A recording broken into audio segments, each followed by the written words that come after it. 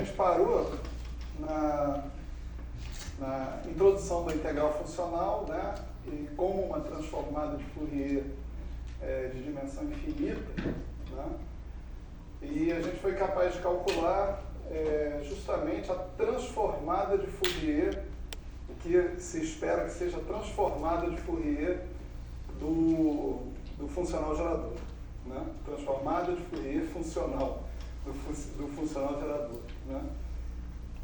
Mas faltou um detalhe, na verdade, né? E aí, no final da aula, a correria estava grande e tal, não sei o quê, né? O Flamengo estava entrando em campo e tal. Quer dizer, ia entrar em campo mais uma vez, né? Mas mesmo assim a correria estava grande. Enfim. Então, assim, eu acho que eu vou repetir o finalzinho dessa prova, né? Dessa questão, porque eu acho que tem um detalhe que é muito importante que não ficou explícito aqui, né? Na aula passada. Então, a gente pegou o funcional gerador, né?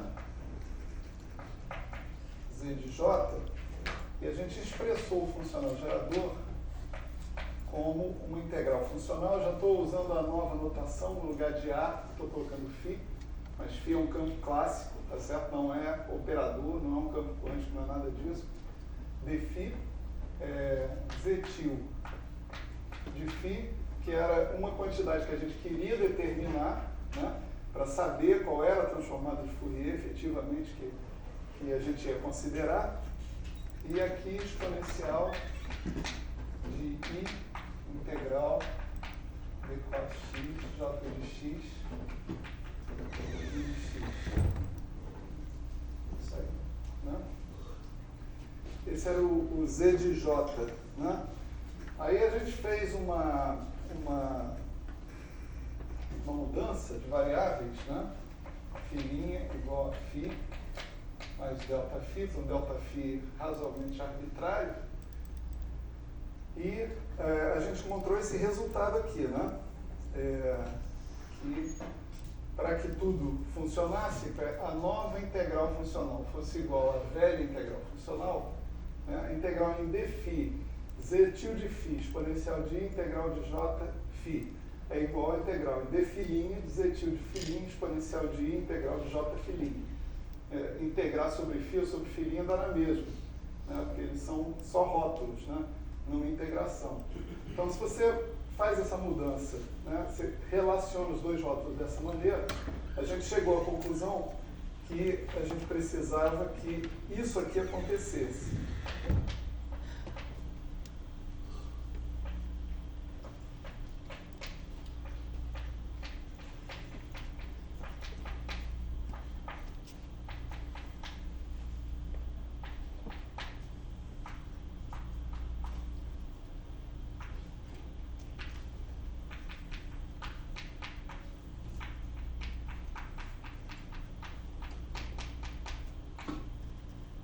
Certo?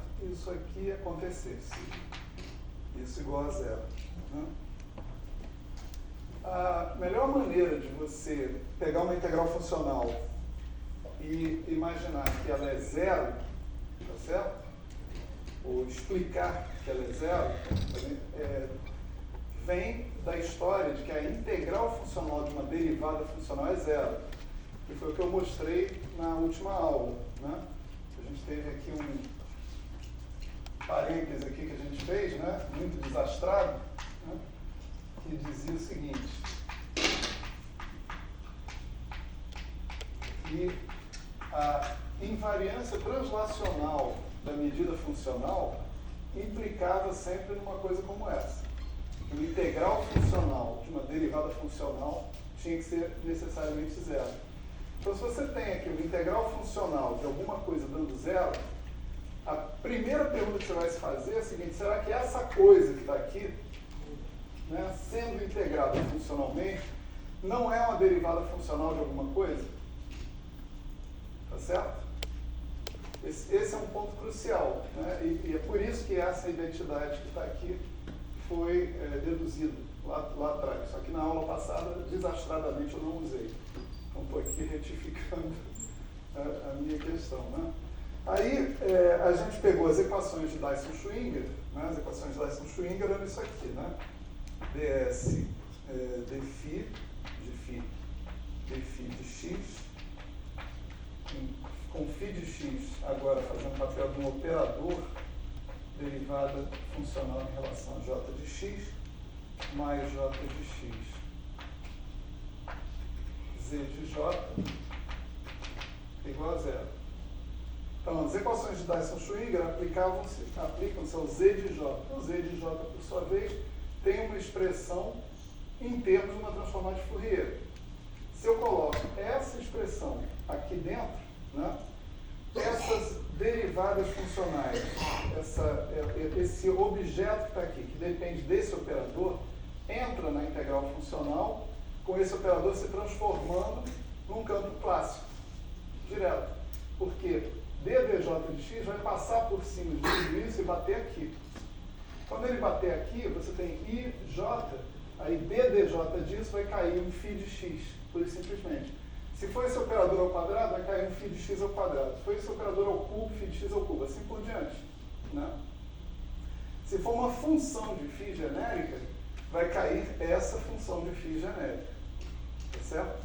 Então, o efeito disso daqui atuar sobre essa forma de representar o z de j é transformar esse operador que está aqui no campo clássico que está sendo integrado.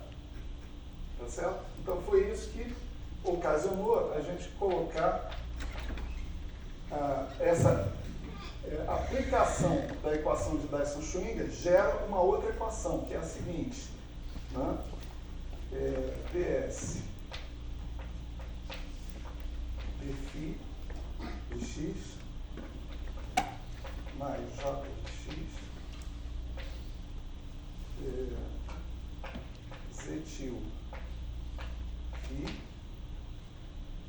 exponencial de integral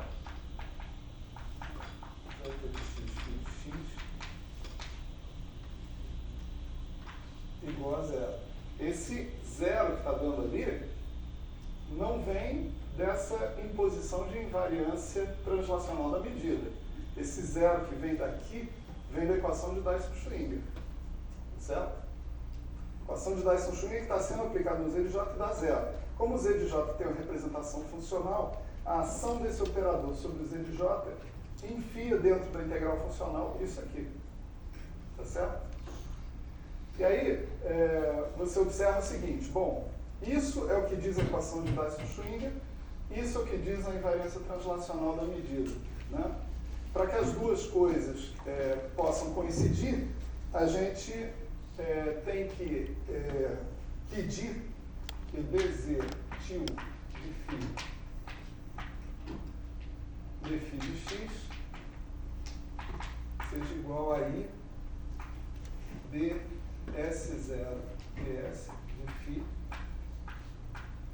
de x vezes z til de φ.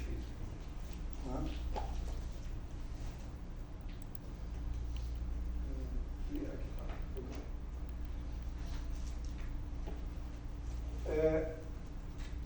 Se eu peço isso que está aqui, aí você resolve isso daqui facilmente, você passa o z til de zero para cá, vira derivada funcional do logaritmo de z til de φ, né? Igual a uma certa função de φ, quando você, derivada funcional do logaritmo vira derivada funcional disso daqui, então você toma o logaritmo como isso, pura e simplesmente. Logo, o z til de φ fica sendo exponencial da ação, de i vezes a ação. Então, essa parte aqui implicava que o z til de φ era exponencial de i vezes a ação. Esse é o fator, né, que para quem já viu as integrais de trajetória, por aí afora, é um fator que é conjecturado pelo Feynman, né, lá no Feynman-Gibbs, né? Diz, olha, eu tenho que... ele está falando de integrais de trajetória, então ele diz o seguinte, eu tenho que atribuir uma amplitude de probabilidade a cada trajetória. E lá a variável dinâmica em questão é a posição, x, né? Aí ele diz, bom, eu vou usar um argumento aqui de ótica, transição de ótica ondulatória para ótica geométrica, que me diz que essa amplitude é consistentemente tomada como sendo a própria ação. Tá certo? Então, isso lá no Feynman é uma conjectura. Isso aqui, do jeito que a gente está fazendo, é uma necessidade. Tá certo? Isso aqui é uma necessidade. É claro que tem um monte de outros pressupostos aqui que não tinha lá no Feynman. Então, tudo se equilibra, né? Nós não somos mais geniais que o Feynman. Ou melhor, seja lá quem for que fez isso, não é mais genial que o Feynman. Né? Então, se você usar, esse é o último comentário sobre isso, se você usar essa expressão do z de φ aqui, nesse caso que está aqui, você vai observar que essa quantidade toda que está aqui, ó, isso tudo, se transforma precisamente em d a d φ de x de exponencial de is de φ mais i integral d4x j de x φ de x. Tá certo? De modo que, com essa escolha que a gente faz do z tilde de φ, esse objeto que está aqui vira precisamente uma derivada funcional. E você tem integral funcional de uma derivada funcional dando zero. Está tudo perfeito. Tá certo? E quando você vê uma integral funcional dar zero, você tem que fazer essa pergunta antes de dizer que o integrando é zero. Você tem que falar, será que o integrando não é a derivada funcional de alguma coisa que está sendo integrada funcionalmente? Né? Nesse caso, é exatamente o que está acontecendo aqui. Tá certo? Oi, diga. Fala. Você poderia explicar por que essa derivada em relação a φ entra na integral, não tem problema? A derivada em relação a φ não entrou na integral. Né? Essa coisa que está aqui, né, essa identidade que está aqui, a gente obteve quando a gente fez essa mudança de variáveis. Lá na aula passada a gente fez. A gente botou linha aqui, linha e linha, fez a mudança de variáveis, expandiu até a primeira ordem, ΔΦ, aí você chega aqui, z de j é igual a z de j mais alguma coisa. Essa alguma coisa é isso. Tá certo? Nas diferentes figuras ali também, estou pensando dessa parte de baixo. Essa. Isso, Dessa para cá. dessa parte, isso. Bom, essa derivada funcional não é em relação a φ. Ela é só formalmente em relação a φ. Mas o que significa isso? O que era ds de φ? Né? ds de φ era D'Alembertiano mais m2φ, né? Mais v' φ, não é isso? Tá certo? V' φ. E o que você tem aqui é que o φ tem que ser trocado por um operador, que é ddj. Então, essa expressão toda significa 1 sobre i ddj mais v' de 1 sobre i ddj. Tá certo? Então, quem está entrando na integral funcional, essa pergunta é muito importante. Né? Quem está entrando na integral funcional é a derivada funcional em relação a j. E a integral funcional está sendo feita em relação a φ. Então, em princípio, você não está mexendo com a variável de integração, você está derivando sobre um cara que não está sendo integrado. Né? Qual é o pressuposto aí? O pressuposto é que a integral existe. Né? Porque se a integral não existir, você está fazendo uma coisa sem o menor sentido. Né? Então a gente está sempre nessa hipótese formal de que a integral existe. Aí, se a integral existe, você pode pegar e derivar funcionalmente em relação a uma variável que não está sendo integrada. Se a integral não existe, aí todas essas operações de derivada funcional no integrando não fazem o menor sentido. Tá certo? Mas ele está vendo a restrição do φ sendo essa derivada funcional. Ela some a Ela some por quê? Aí é o que eu estava explicando. Né? Quando, por exemplo, pega esse termo aqui, você aplica 1 sobre i ddj. Né? Então, você entrou com ele na integral funcional. Você vai procurar o quê? Onde tem um j para eu derivar. Onde tem um j para eu derivar é aqui. Quando você deriva essa exponencial de I integral jφ em relação a j, cai um φ. Tá certo?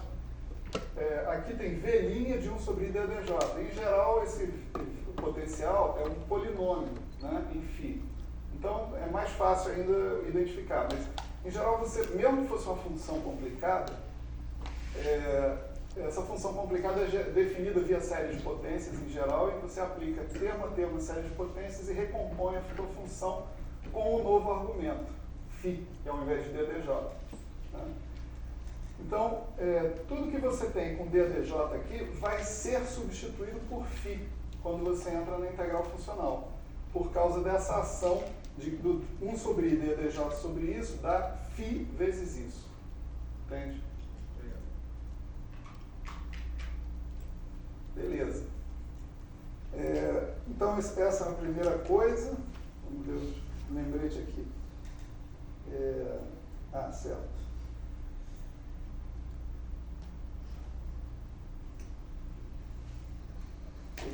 Então, isso daí faz parte do pedaço da aula que sempre existe, né? De qualquer aula que eu dou, que a aula seguinte é sempre, o início da aula seguinte é sempre para consertar as merdas que eu falei na aula passada. Então, isso aqui não podia faltar nesse mini curso. Então, tá aqui, né? Aliás, já foi inaugurada essa prática na aula anterior. Então, vamos lá. Bom, então isso era um comentário, né, que era necessário da aula passada. O que eu queria fazer agora é mostrar para vocês que essa expressão... Deixa eu escrever a expressão, peraí.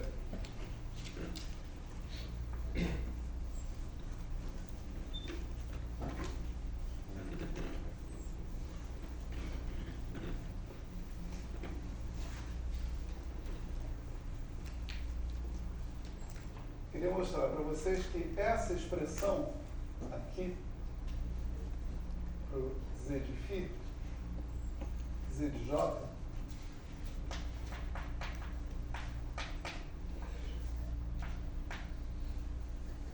de I, S de φ,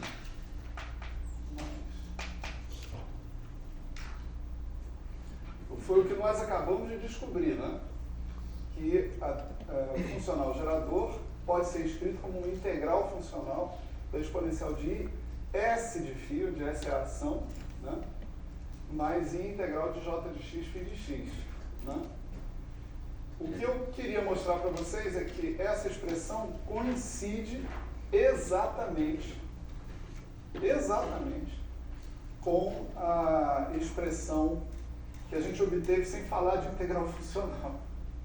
Tá certo? Porque ela dá, se eu fizer essa integral funcional, eu obtenho o mesmo resultado que eu tinha obtido antes, usando apenas as equações de Dyson-Schwinger, ou tentando resolver as equações de Dyson-Schwinger. Tá certo? Isso é importante, porque isso conecta a integral funcional com o formalismo operatorial, que no fundo foi o que deu origem àquelas equações de Dyson-Schwinger. Tá certo? Então vamos fazer o seguinte, vamos pensar no S de φ como sendo um S0 de φ mais um S interagente de φ. Essa parte é a parte quadrática, essa parte é a parte cúbica, quártica, etc. e tal. Estou separando esses dois pedaços. Né? Concretamente falando, esse cara aqui vira integral d4x, né, de 1 meio de dμφ menos 1 meio de m2φ2 e esse é o S0 e o SI de φ ele vai ser menos integral d4x de v de φ, por simplesmente. Lembra a questão da Lagrangiana ser T menos V, né? Então o V tem que entrar com sinal de menos, né? Na Lagrangiana, que é a ação integral da Lagrangiana. Então, uma coisa interessante é a seguinte, eu posso tirar esse pedaço da integral funcional usando o truque reverso da derivada funcional, transformando φ agora em derivadas funcionais e tirando ele da integral funcional. Então, esse z de j, né, ele fica integral em dφ da exponencial de I S0 de φ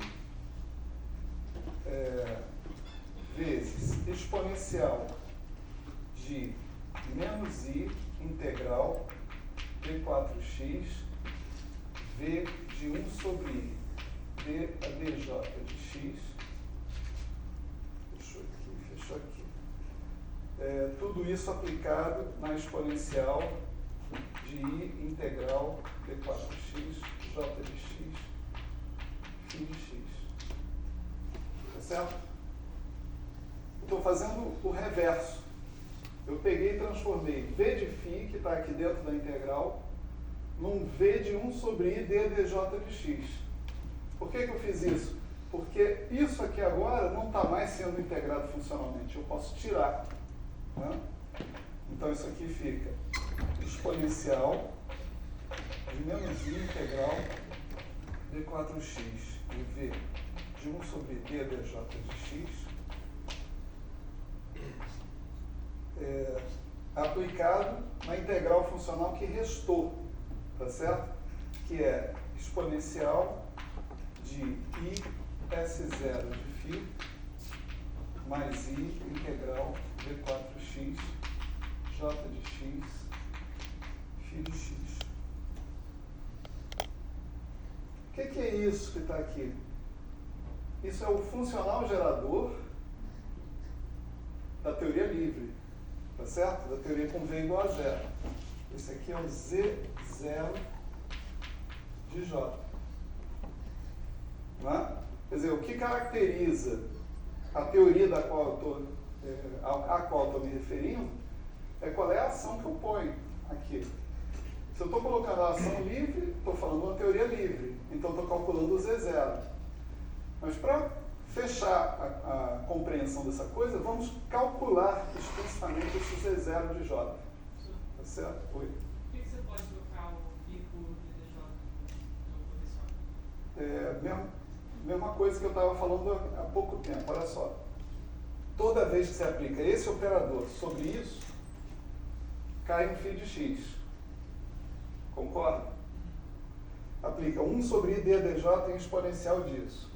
Derivada da exponencial própria exponencial, aí derivada do argumento da exponencial. Derivada do argumento da exponencial é 1 sobre I d dj de x. Derivando isso aqui, dá φ de x. Deriva o j, dá uma delta, mata a integral, 1 sobre I mata o I, fica o φ sozinho.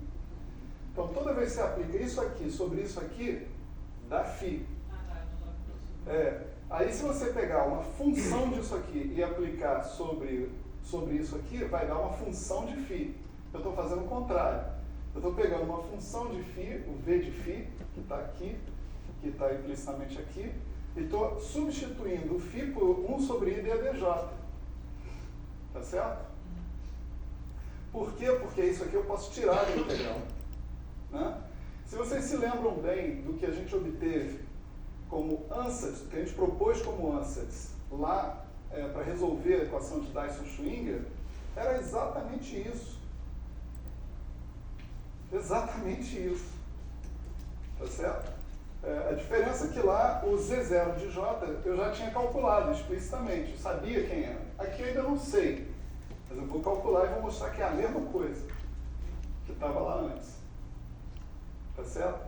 De modo que essa integral que está aparecendo aqui, essa transformada de Fourier que está aparecendo aqui, ela resulta na mesma coisa que você tinha quando você propôs o ansatz para resolver a equação de Dyson-Schwinger.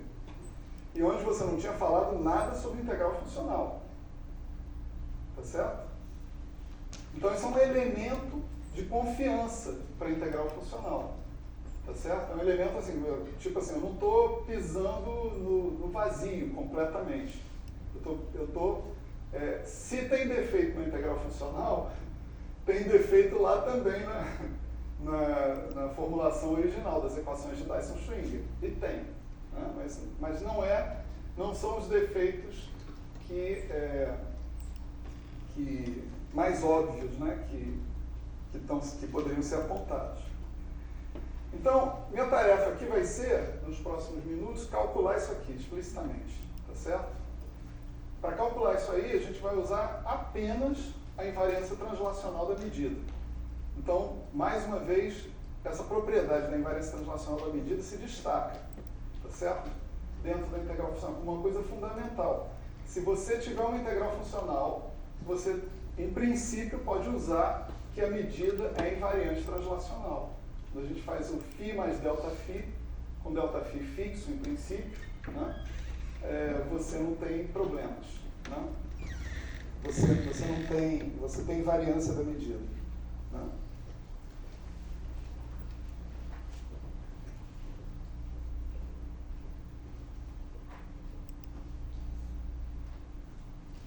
Então tá, então vamos lá.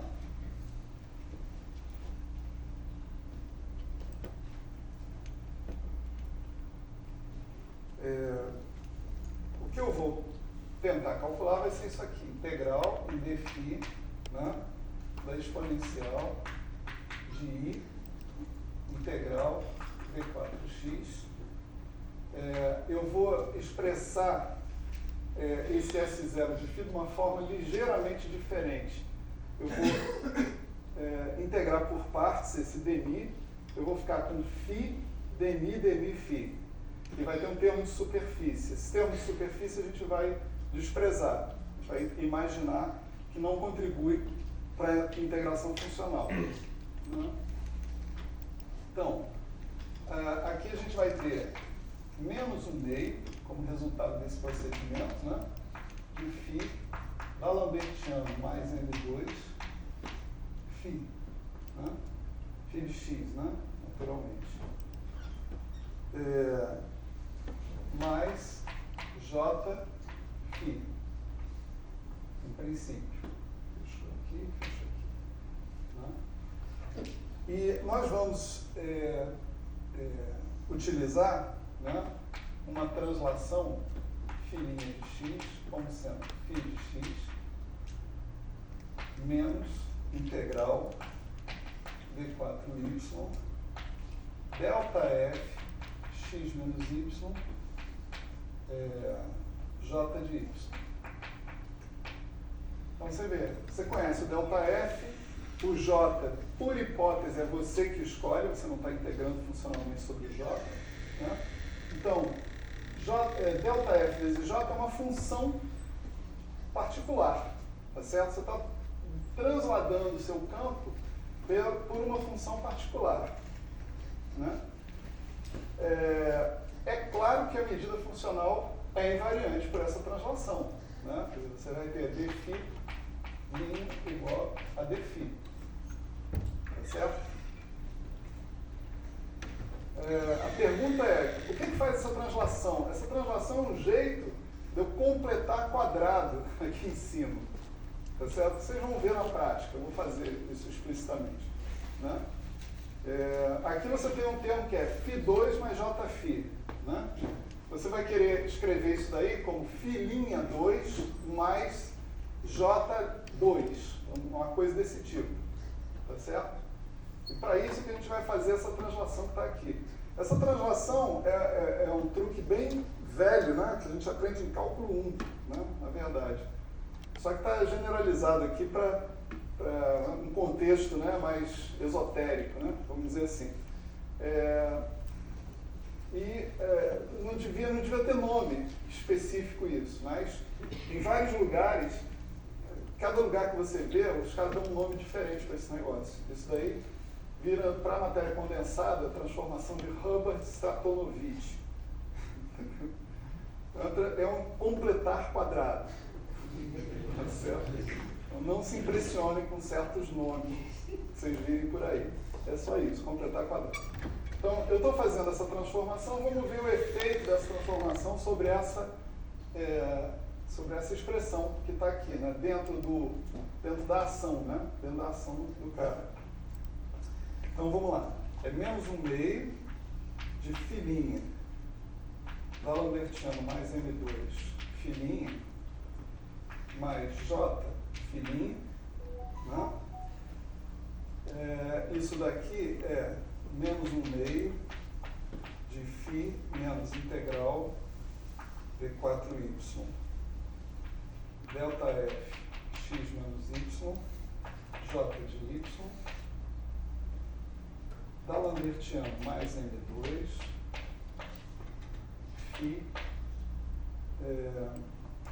menos integral D4 y delta F x menos y J de y. Vamos botar uma linha aqui só para distinguir essas duas integrações. E onde tem φ ainda é aqui, né? Então eu preciso colocar J de x φ menos integral D4y delta F x menos y J de y. Só para a coisa ficar mais simétrica, vamos colocar a integral original D4x explicitamente aqui. Então aqui tem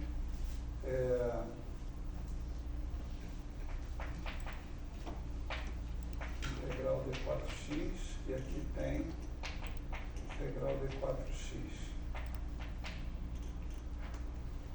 Certo? Parece assim meio estranho ter escolhido essa função específica para fazer a translação, mas vai ficar claro agora o que resulta, né? Então você no primeiro momento você já tem menos 1 meio de φ D'Alembertiano mais M2 φ, tá certo? Menos 1 meio de φ D'Alembertiano mais M2 φ. E integral de J φ, ou seja, você está reproduzindo o que estava originalmente lá em cima, tá certo? Então eu vou colocar isso simplesmente assim, tá certo? Bom, aí eu tenho que fazer esse cara que está aqui, esse, vezes esse, né? Então você vai ter, delta F x menos y, J de y, D'Alembertiano mais M2, φ, tá certo? Esse delta F x menos y, ou melhor, esse D'Alembertiano mais M2 aplicado no φ, pode ser integrado por partes para atuar no delta F. Então ele vai virar D'Alembertiano mais M2 atuando no delta F e o resultado disso é delta. Menos delta, né? Se não me lembro mal. Bom, não sei, vou ter que arriscar. Mais delta, menos delta. Só um minuto.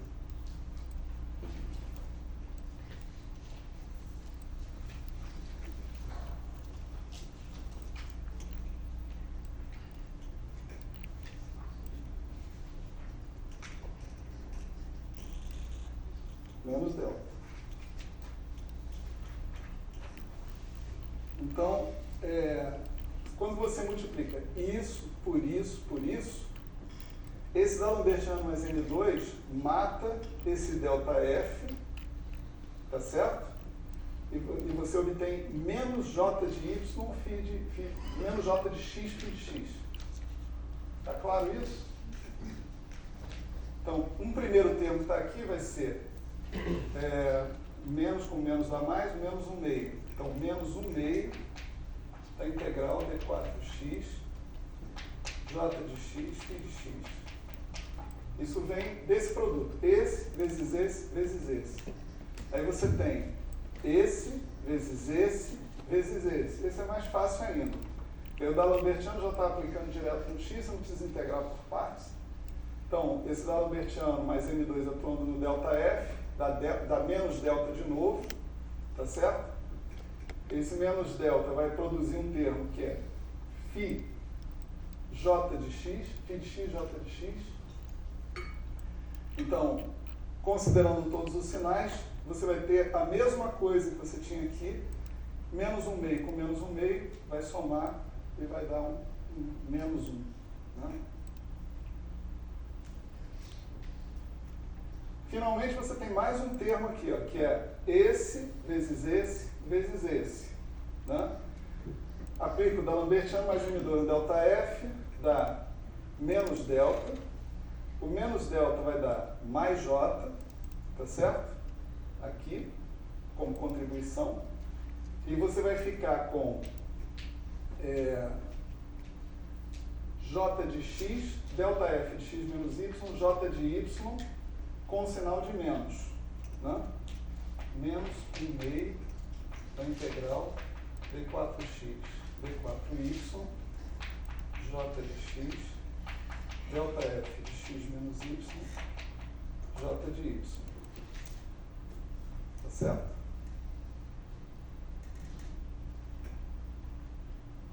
Um sinal ruim aí. Aqui tem menos, né? Então vai ser mais 1/2, na verdade. Tem esse menos e esse menos. Aqui já tinha virado mais. Esse último termo, você vai ter um termo igualzinho. J de x, ΔF de x menos y, J de y. Tá certo? Só que sem 1/2 e com sinal de menos. O sinal de menos vai cancelar esse 1/2 que está aqui e vai transformar ele em menos 1/2. Tá certo? É por isso que a gente escolheu o ΔF aqui nessa história, porque ele é a inversa desse operador que está aqui. Seja lá que operador estiver ali, você vai escolher sempre a inversa desse operador para fazer essa translação. Senão não dá certo. Né? Então, agora você pega essa expressão que está aqui, só que escrita em termos de φ, né?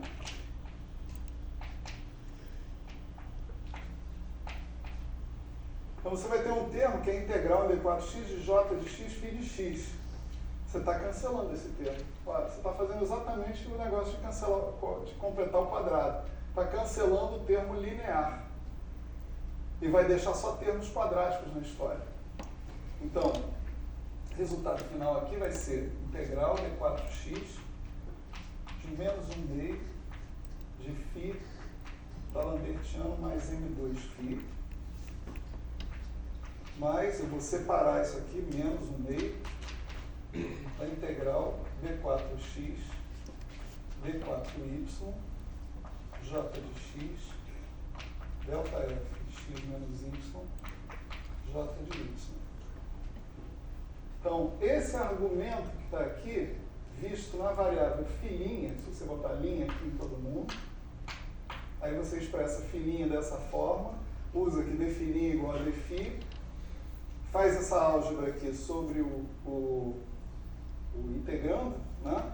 Você encontra isso que está aqui, ó. Isso aqui depende de φ, certo? Isso aqui depende de φ. Isso aqui não depende de φ. Isso pode sair da integral funcional.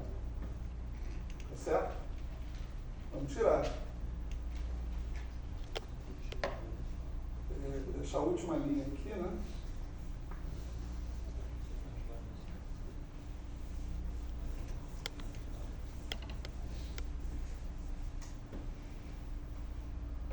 O nosso Z0 de J, ele está podendo ser escrito assim, como exponencial, né?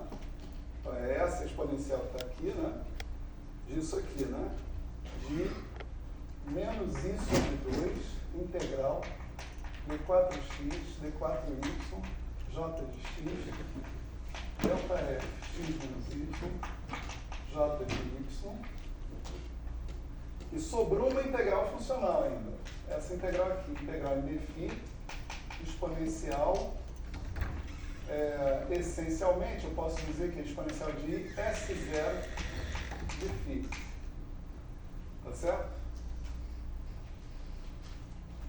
Esse pedaço da história aqui não envolve correntes externas. Não envolve correntes externas. Ele é um fator numérico. Se você conseguir fazer essa integral funcional, o que você vai encontrar é um número. Pode ser até infinito, mas é um número. Tá certo? É um número que não depende das correntes, ou portanto, não vai interferir nas funções de correlação que você vai ter. Ele vai passar por cima das derivadas funcionais. Então, esse número você tira numa condição de normalização desse cara. Você vai impor que o Z0 de 0 seja 1. Tá certo? Isso é uma imposição de longo tempo atrás, né?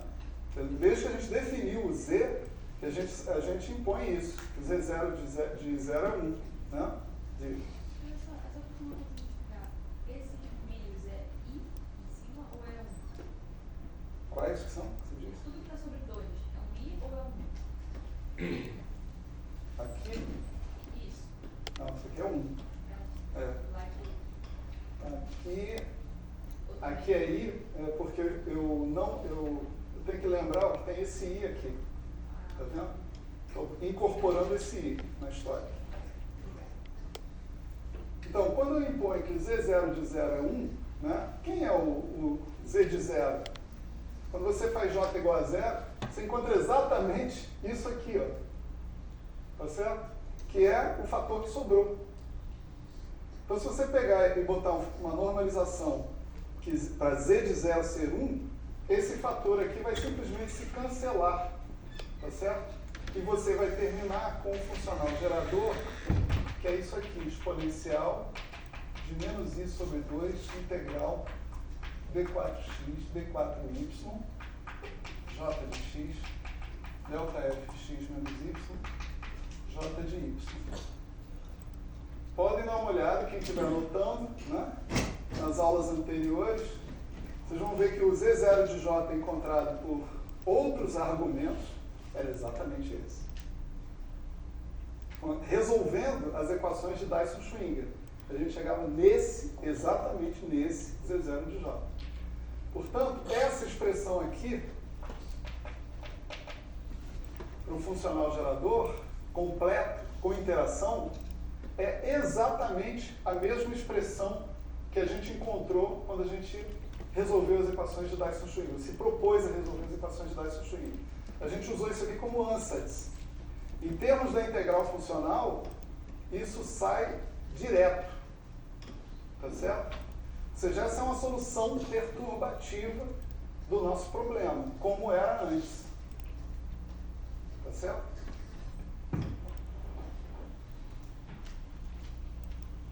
Bonito? Eu acho.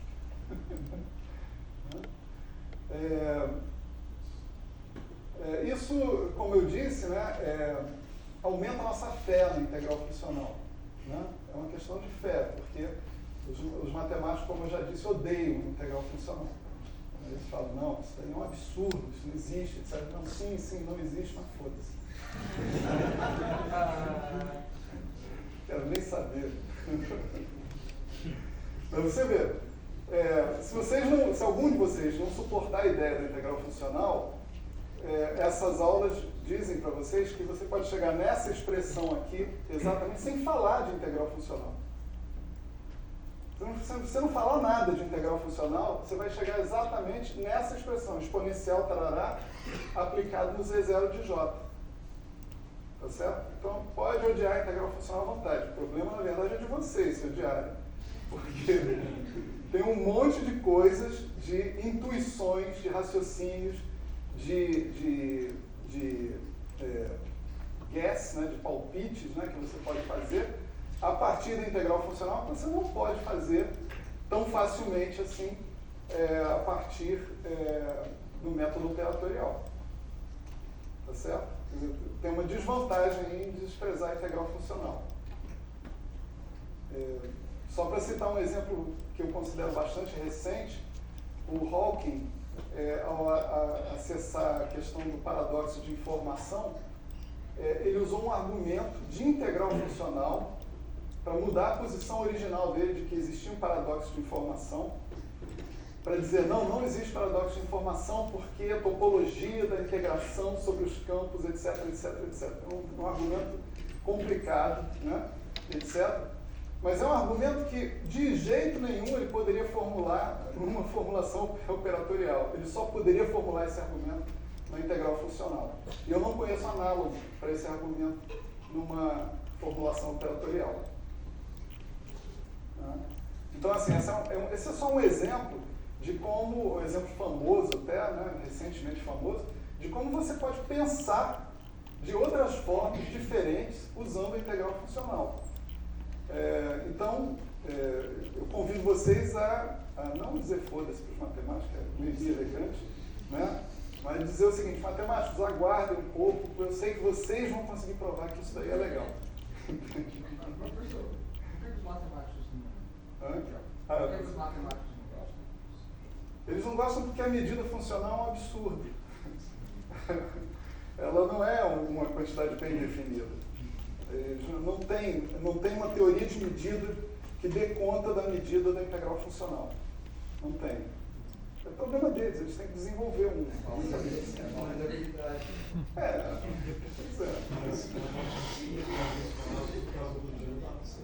é. O caso euclidiano é melhorzinho um pouco, mas ainda assim, o caso euclidiano, a gente tem uma pessoa muito famosa aqui no CBPF, o Nami, né, que diz que tudo que existe é um mundo euclidiano, o mundo de Minkowski é uma ilusão. Né? Mas, na verdade, a gente vive no mundo de Minkowski, a gente vive dentro dessa ilusão do Nami. Né? Então, você tem que fazer a continuação analítica, né, das expressões que você obtém do euclidiano por Minkowski. Nem sempre está claro que você vai conseguir fazer essa continuação analítica. Então, Minkowski é mal definido, o euclidiano é melhor definido, que não significa que seja completamente bem definido, mas, no geral, eu acho que não resolve os problemas, entende? O simples fato de eu sei que o euclidiano não resolve todos os problemas de integral funcional. Mas a gente achou que falta isso é muito mal. Tem um indicativo aí. Mais recentemente, o item andou se dedicando, há uns 10 anos atrás. Né? Tudo que eu falo que é recente tem pelo menos 10 anos. Né? Eu sou uma pessoa velha. Né? Então, assim, mais recentemente o item andou se dedicando a tentar entender a integral funcional em termos de uma teoria matemática, chamada teoria das características. Né? Não é que é a teoria das características, não. Bom, não importa. Né? Categorias, isso. Categorias. Bom, tinha resultados promissores, mas se estagnou também, porque todos os problemas difíceis eles chegam num ponto em que você precisa de um algo mais para resolver. Acho que nem o item conseguiu dar esse algo mais na história. Né? O item, para quem não conhece, é o físico teórico mais famoso do mundo. Né? Tudo que ele bota no archive, todo mundo baixa, todo mundo lê. Menos eu. Enfim. Acho que eu li não. Eu fiquei sabendo desse aí, alguém me contou. Das categorias, né? Bom, alguém mais vai falar? Só repetir esse argumento final do S0 do celular. Ficou claro para mim que o Z de 0 vai fazer a partilha da outra, da primeira exponencial. Aí vai sobrar essa integral funcional. Né? Essa aqui. Certo. Por que dá 1 implica na criança? Eu preciso de uma condição de normalização. Né? Então, se você escrever Z0 de 0, aqui nessa expressão, você faz J igual a 0, isso aqui vai dar 1. Então, Z0 de 0 é exatamente essa integral aqui, dφ exponencial de S0 de φ. Né? Então, se você normalizar o seu funcional gerador, você vai definir isso aqui como uma constante, um certo n. Tá certo? Então, você vai começar de novo com o seu funcional usando 1 sobre n na história. Só esse funcional com 1 sobre n é que satisfaz a condição z de 0 igual a 1. Z0 de 0 igual a 1. Então, com esse 1 sobre n, essa constante n escolhida exatamente daquela forma, ele cancela, cara. Tá certo? Não é que dá 0, porque você remove na normalização. Acho que ainda não. Então diz aí, diz o que está pegando. Se eu entendi direito, acho que não sei se a conclusão disso é que esse S0 vai sumir Z0 do J, né? S0? S0? Ah, não. S0 não some. Entendi. Isso é uma constante dependente do J. do J Isso aqui, né? Perfeito. Isso aqui tudo é uma constante. Sim. Foi. Então, isso é uma constante que ela vai sobrar quando você fizer Z0 de 0. Z0 de 0 é isso, é essa constante. Então, você define o Z0 a menos dessa constante. Você faz 1 sobre N, 1 sobre ela. Tá certo? Então, não é que dá zero, é que você cancela essa constante definindo uma normalização adequada. É bem importante isso aqui, que Z0 de 0 seja 1. Uma dúvida que eu fiquei. Naquela primeira parte ali do antigo do igual, esse termo sumiu e cancelou ou não? Esse aqui? É. Não, esse termo foi expresso em termos. Tudo que é filinha foi substituído por φ menos isso. Então, isso que está aqui é isso. Ah, tá. E aí a gente continuou a desenvolver isso e a gente chegou à conclusão que esse objeto que está aqui é esse objeto que está aqui mais esse aqui. Tá certo? E a gente usou que d' é igual a dφ. Ah, tá. Usou duas condições para poder ter. A gente usou que a medida funcional é invariante perante isso. Ok?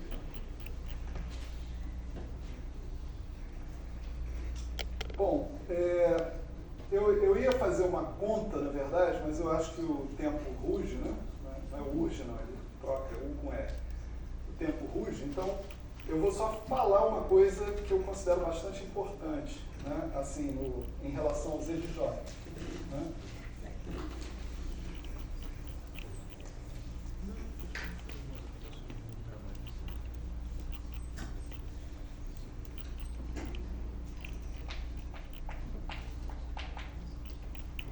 O Z de J, assim como o Z0, né, ele tem que ser definido também com uma certa constante de normalização, exatamente para fazer com que o Z de 0, atenção que o que a gente acabou de apagar é Z0 de 0 igual a 1, esse aqui é o Z de 0 e eu também tenho que ter igual a 1. Né? O que significa ser igual a 1? Putz, eu estou esquecendo de eu estar sentado aí, cara. O que significa ser igual a 1? Lembra que a gente definiu o Z de J como aquela série de potências funcional em termos das funções de Green. Era somatório de I elevado a M sobre M fatorial, integral dx1, dxm, J de x1, J de xm, e aqui você tinha isso aqui, né?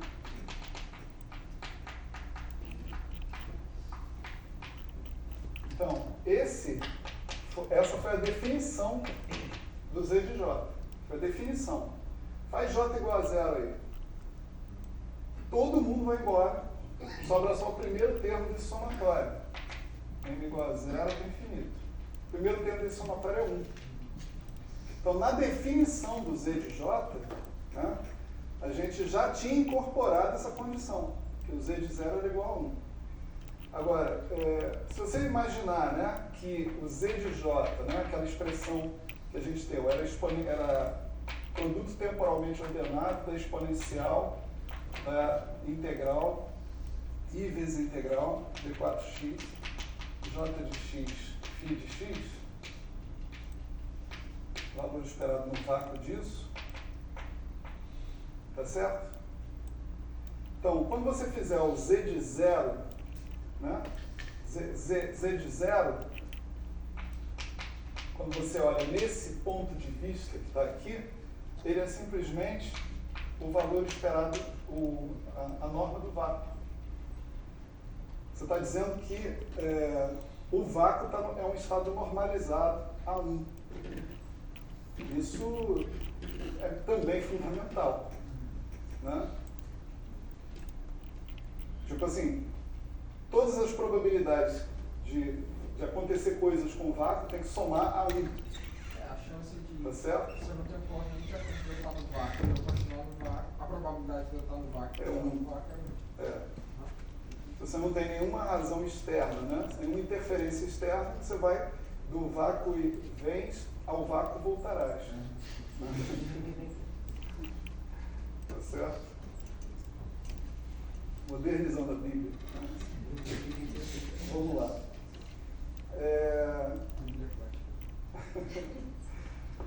Então, o comentário que eu ia fazer, né, era o seguinte.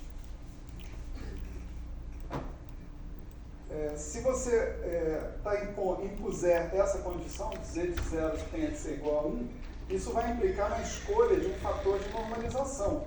Esse fator de normalização, ele você já pode ler ele daqui, né? Exponencial de menos i integral d4x d de 1 sobre ddj de x z0 de j em j igual a 0. Tá certo? Esse é o fator de normalização. Então você vê o seguinte, aqui você tem aquele mesmo inferno de tomar 500 mil derivadas funcionais. Né? Só que agora você está melhor, né? Nesse inferno. Você já tem as regras de Feynman na sua mão, etc. Né? Você sabe que esse negócio aqui dá 1, mais termo de primeira ordem. Você tem um cara assim, né? Que você vai ter que fechar, você não pode sobrar pernas. Se sobrar pernas, quando você fizer j igual a 0, vai dar 0. Né? Então você precisa desse cara aqui. Depois você tem dois caras, né? Todos os caras possíveis que você puder fazer. Então, por exemplo, tem esse, né? Vamos escrever ele aqui.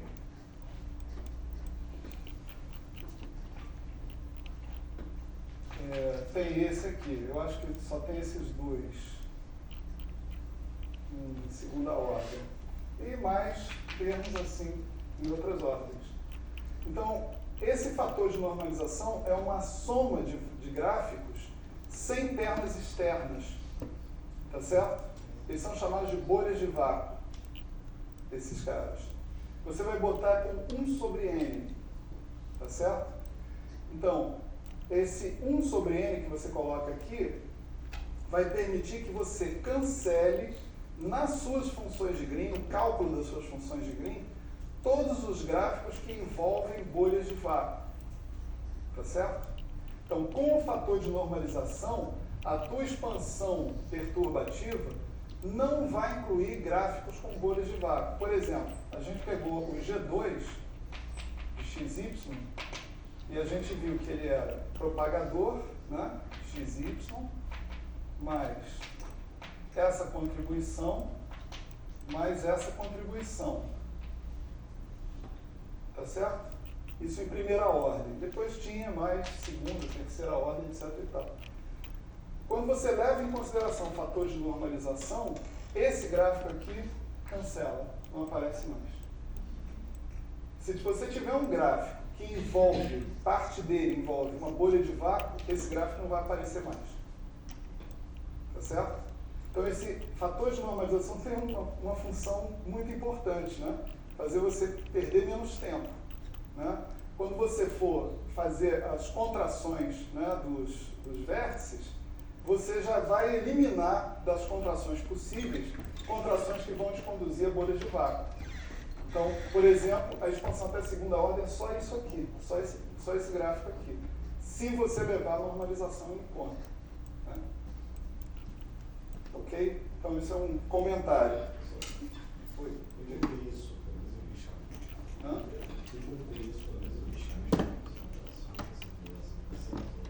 Bom, tá bom. Eu não queria fazer não. Então, 1 sobre n, né? Se n é isso, né? Ele é 1 sobre 1 mais isso, mais isso, mais isso, mais etc. Esse aqui é proporcional a lambda, esse é proporcional a lambda 2, esse é proporcional a lambda 2 e assim por diante. Né? Então, eu vou ignorar o fato de que vai dar tudo infinito, tá certo? Na hora que eu fizer a conta, meu vai dar infinito, mas eu vou ignorar isso por enquanto. Vou pensar, estou trabalhando na teoria regularizada, não tem problema. Então, 1 sobre isso é, na verdade, 1 menos isso menos, ou mais, né? Aí você tem os termos de segunda ordem, né? É 1 menos x mais x2 menos x3 e assim por diante. Né? Então, por exemplo, x2 não vai envolver esse cara aqui. Para você pegar os termos de ordem lambda 2, esse cara ao quadrado vai dar um termo de ordem lambda 4. Então você precisa desse cara aqui, né, para produzir um termo de ordem lambda 2. Então, esse é o teu fator de normalização e isso vai multiplicar pelos teus gráficos, né?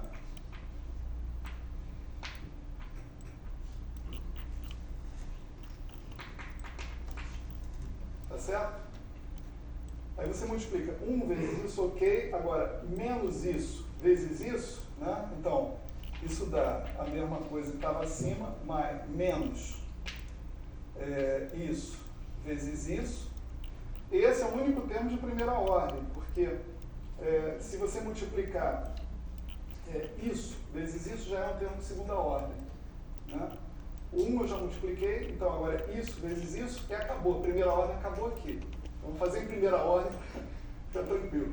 Então, a contribuição em primeira ordem do fator de normalização subtrai esse termo, que está somado, cadê ele?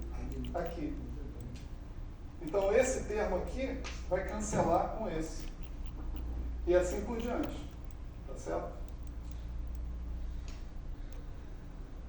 Melhorou?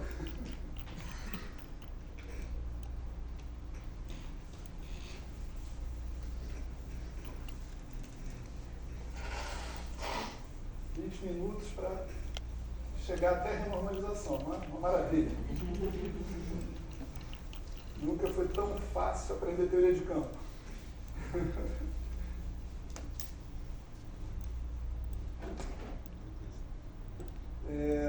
Bom, então falei do papel do N, né?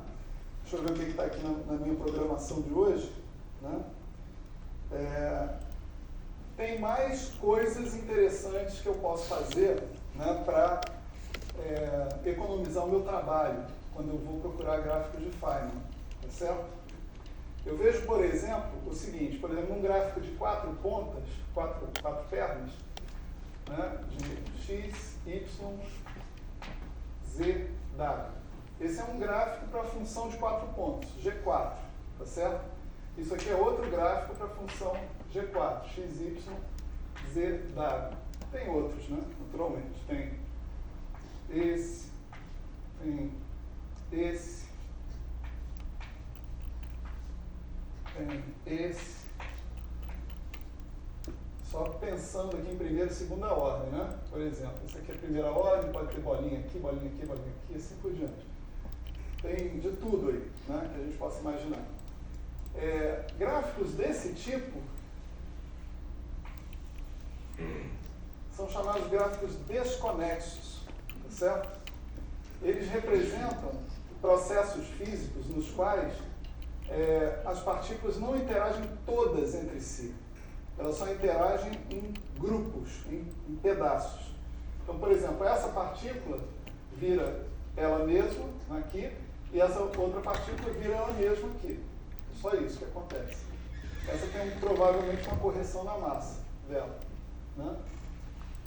Então, esses processos desconexos, eles são processos que são redundantes quando você vai calcular a sua matriz S. Né? Porque a matriz S, ela envolve, vamos dizer, a matriz S dos processos desconexos pode ser escrita como produto de matrizes S de processos conexos, processos onde não acontece isso. Né? Então, é muito mais econômico a gente se restringir aos processos ditos conexos do que englobar todos os processos. E além de ser econômico, né, tem a vantagem de que, se você considera apenas processos conexos, o princípio de decomposição em clusters é satisfeito. Esse princípio de decomposição em clusters, ele diz basicamente o seguinte: um experimento que você faça no CERN e um outro experimento que você faça no Fermilab não tem nada a ver com o outro. Certo? Tem a possibilidade de ter resultados independentes uns dos outros. O resultado que eu obtiver no CERN não afeta o resultado que eu obtiver no Fermilab. Várias objeções já foram feitas em relação a isso, né, no passado, né, inclusive em relação à questão do emaranhamento, etc. e tal, né. Eu respondi na época que emaranhamento era uma coisa difícil de ser mantida, quanto mais ao longo de uma distância entre o CERN e o Fermilab, né. Mas hoje em dia, né, em tempos recentes, as pessoas estão produzindo estados emaranhados cada vez mais distantes, cada vez mais. Então, pode ser que chegue o dia em que a gente tenha que abrir mão do princípio de decomposição em cluster para dizer, não, o que acontece no CERN influencia o que acontece no Fermilab. Mas enquanto isso não acontecer de uma maneira concreta, né, a gente mantém como válido o princípio de decomposição em clusters. E esse princípio tem uma série de consequências na teoria quântica de campos, né, em relação à forma da matriz S, em relação à forma das propostas de campos quânticos relativísticos que você pode vir a considerar, etc. e tal. Então, processos desconexos violam o princípio de decomposição em clusters, né? E a gente costuma não incluir esses processos dentro da matriz S, tá certo? Vamos dizer, se você está realmente interessado num processo desconexo, considera os processos conexos associados, subprocessos conexos, e depois faz um produto. E você vai ter a matriz S dos dois processos acontecendo ao mesmo tempo. É como probabilidade de eventos independentes, né? A probabilidade dos eventos independentes é o produto das probabilidades, assim também com a matriz S, né? Então, seria interessante a gente ter um jeito de gerar diretamente, ou um funcional que gerasse diretamente os processos conexos, tá certo? Esse jeito existe. Eu não vou demonstrar para vocês como é que se chega a isso, né? Mas ele vem da definição de um certo funcional W de J a partir do Z, né? Se a definição do Z é essa, o W vai ser 1 sobre I logaritmo de Z de J, tá certo? Vamos supor que eu pretenda calcular as funções de Green geradas pelo W, tá certo? Eu vou chamar essas funções de Green, já prenunciando, de GN conexo, mas vamos falar só do G2. G2 conexo. 1 sobre I ao quadrado D2W dj de x dj de y em j igual a 0. Se você usar essa relação que está aparecendo aqui, né, você vai ter 1 sobre I ao quadrado D2 logaritmo de Z dj de x, dj de y, em j igual a 0, tá certo? Então, aplica a primeira derivada,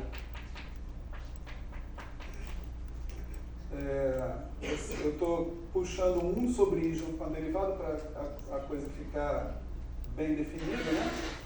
Então, você vai ter a derivada, você vai ter ainda a derivada em relação a j de x, do que? Da derivada em relação a j de y do z de j, que vai ser 1 sobre z de j, derivada do z de j em relação a j de y, 1 sobre i aqui, né? Em j igual a 0. E a segunda derivada sendo aplicada, você vai ter 1 sobre i geral e 1 sobre i menos 1 sobre z de j ao quadrado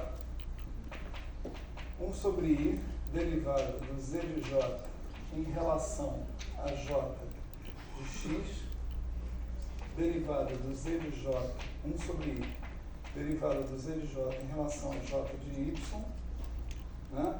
Então, derivei esse termo aqui, multipliquei por esse, e tenho também que derivar 1 sobre Z de J,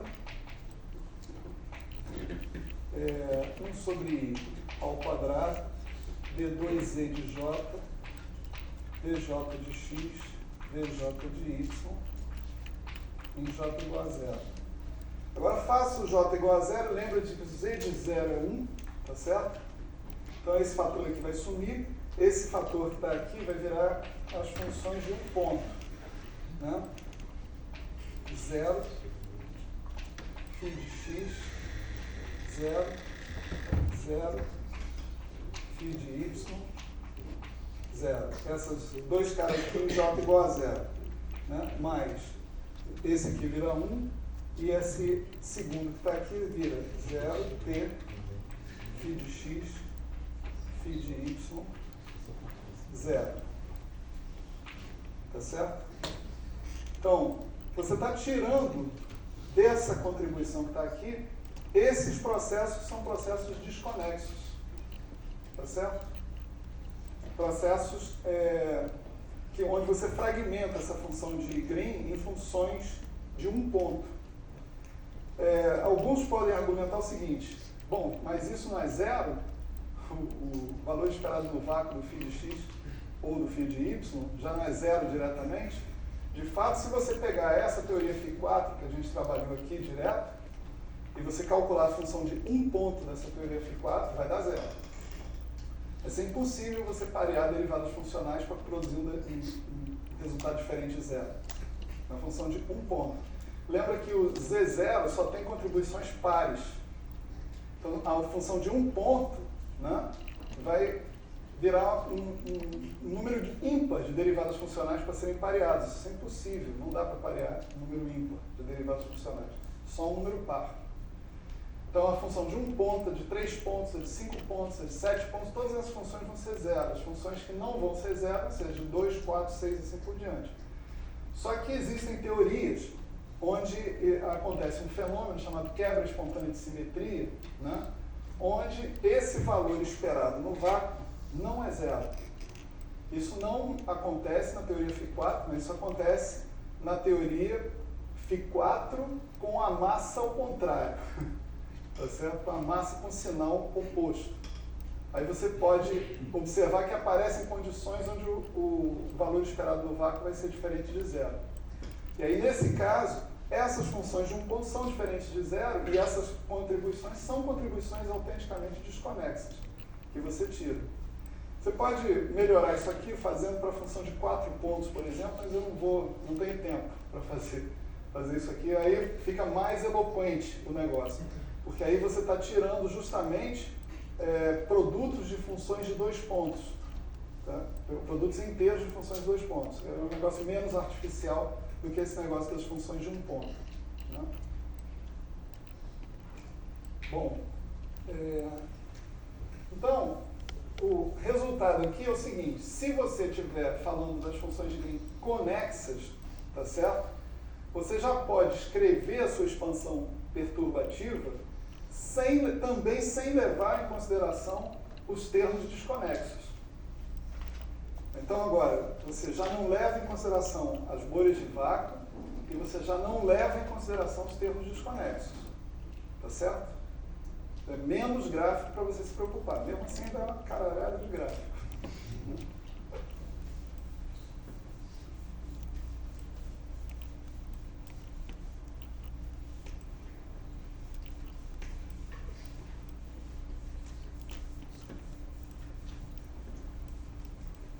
Mas ainda tem uma simplificação a mais que a gente pode fazer. Simplificação não, uma restrição a mais que a gente pode fazer.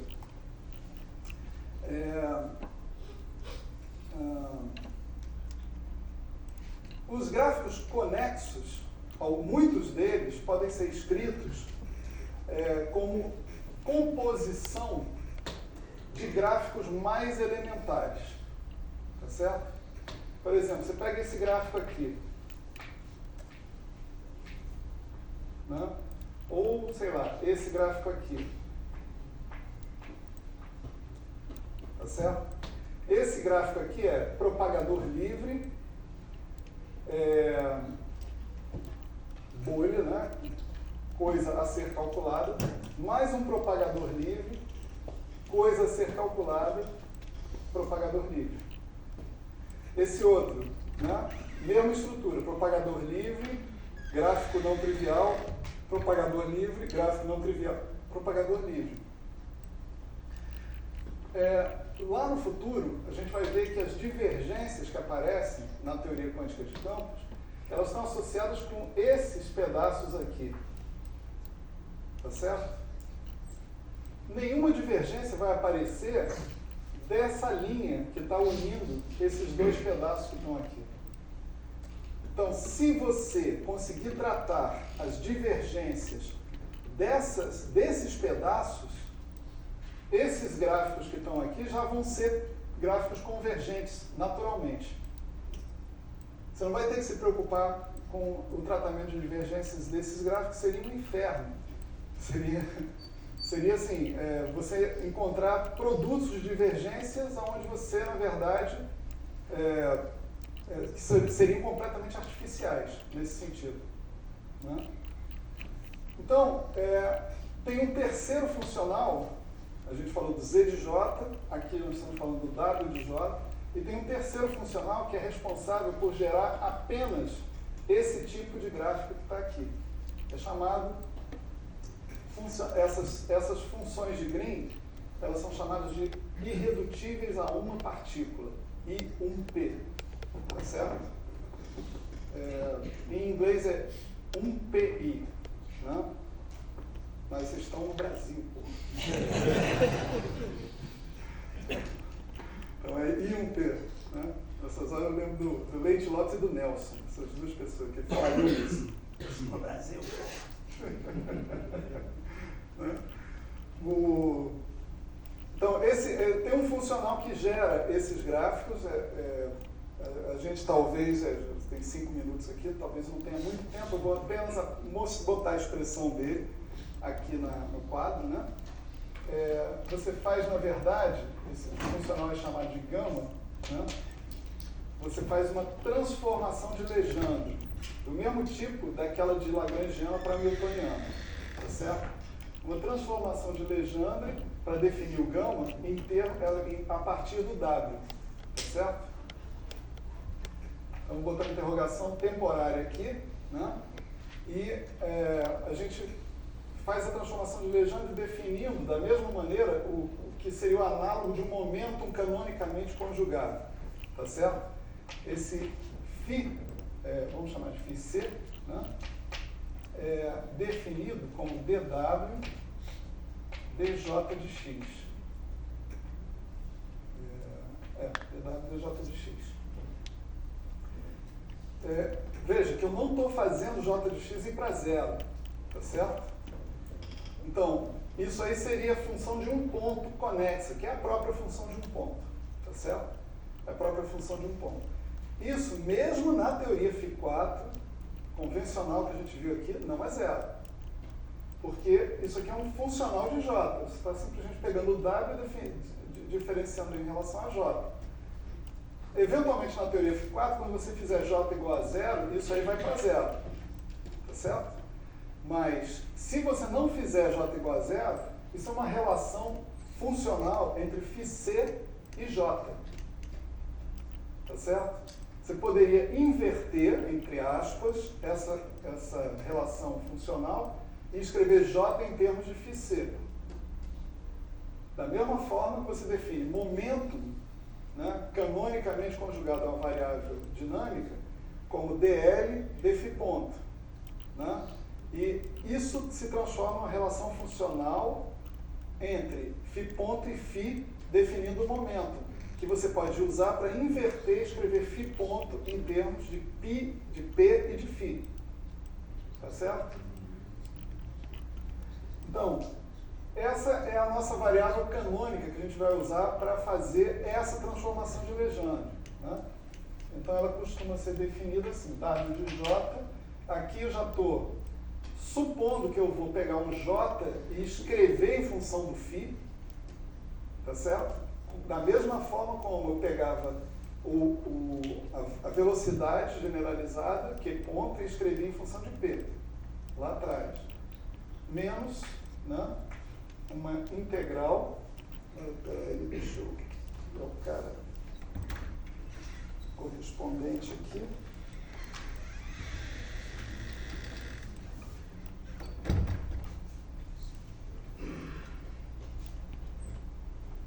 Integral d4x j de x φc de x. Tá certo? Aqui é a variável antiga, que é função da variável nova, vezes a variável nova. P φ ponto, P Q ponto, né, seria na hamiltoniana. Aqui o Q ponto seria o J e o P seria o φc. Tá certo? Então, esse cara que está aí, ele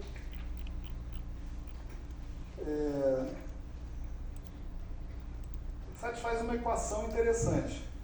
Faz o seguinte, faz d gama d φc. D gama de φc, d φc. Essa é a derivada funcional. Isso vai ser o dw d φc de x menos integral d4y de dj de x de y, né? dφc de x, φc de y.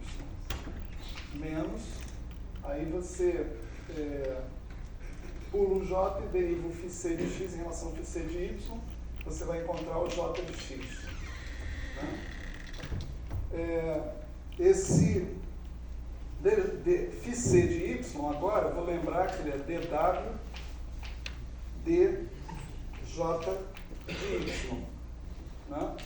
De modo que o que eu tenho aqui, integral em dy, dj de y, dφc, dw dj, é dw dfc. Regra da cadeia. Né? Está todo mundo vendo isso? Aqui está ao contrário. Né? dw dj, dj dfc. Tá certo?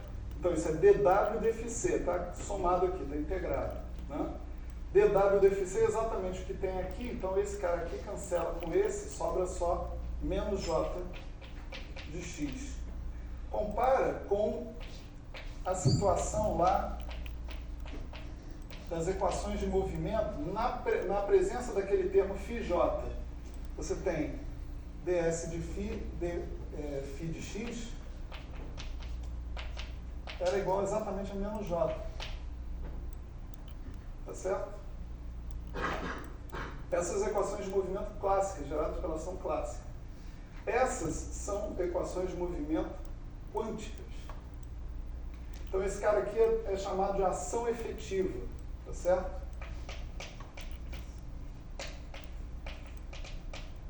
E o que acontece com ele é que se você fizer dn gama dφc de x1 dφc xn em φc igual a zero,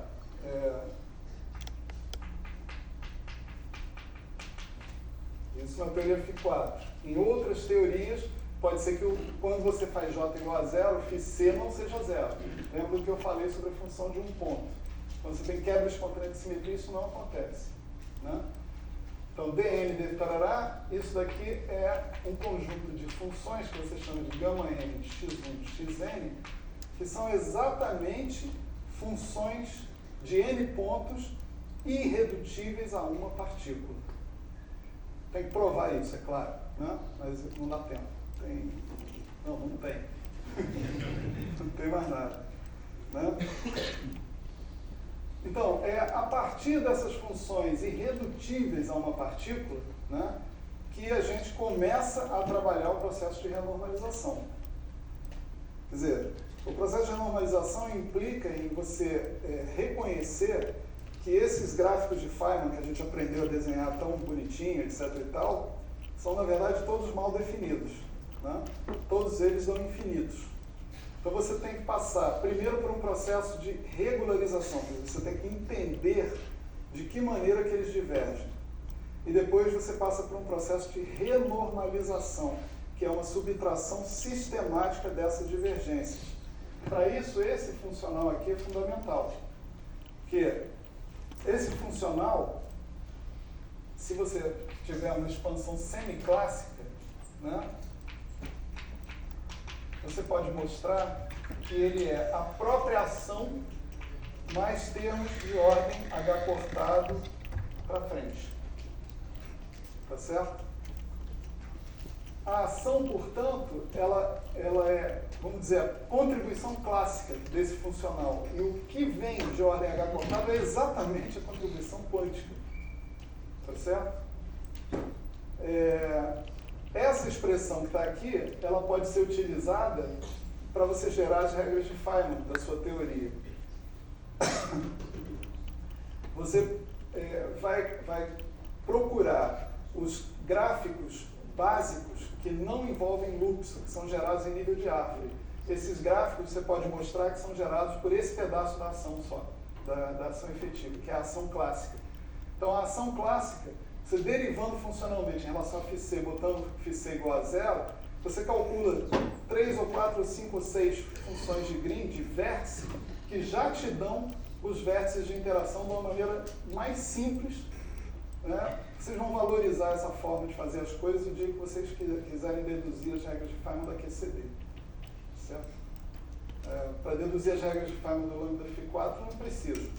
Para deduzir de teorias mais complicadas, né, é muito mais interessante você apelar para essa técnica. Olhar para a ação, fazer todas as derivadas funcionais de 3 campos ou mais e definir os seus vértices que saem diretamente dali. Tá certo? O tempo acabou, né? Só queria agradecer muito a vocês, né, pelo prazer, né, de dar essas aulas aqui. Queria frisar uma coisa que eu frisei logo no início do curso, que ninguém aprende teoria de campos em 5 dias, né? Vamos dizer assim, para as pessoas que estavam mais chegando, né, nesse assunto logo no início. Mas a ideia era dar um panorama para vocês e um panorama que seja motivante, né? Para que vocês estudem mais, para que vocês procurem mais informações sobre esse assunto, né? Porque ele é maravilhoso, né? Ele é maravilhoso do ponto de vista matemático, né? Apesar de eu ter falado muito mal dos matemáticos aqui, né? Mas ele é maravilhoso do ponto de vista matemático. E ele é maravilhoso também do ponto de vista físico. Tem coisas muito bonitas, né, para serem entendidas e aprendidas. E ainda tem muitas coisas para serem descobertas, né? Tem muita coisa sobre a dinâmica de uma teoria quântica de campos que ainda é completamente desconhecida, né? Mas isso faz parte dos problemas difíceis. Os problemas são classificados em dois tipos, os fáceis e os difíceis. Os fáceis dão paper, os difíceis às vezes dão obsessões. Você passa a sua carreira, né, metido neles e, sei lá, não vai a lugar nenhum e tal. É o meu caso, mas tudo bem. Então, mais uma vez, muito obrigado a vocês. Divirtam-se com a escola. Tem uma segunda semana vindo pela frente, que também vem com muita coisa interessante, né? Agora eu posso sair daqui da frente e sentar aí na semana que vem. Tá certo? Valeu, gente. Obrigado.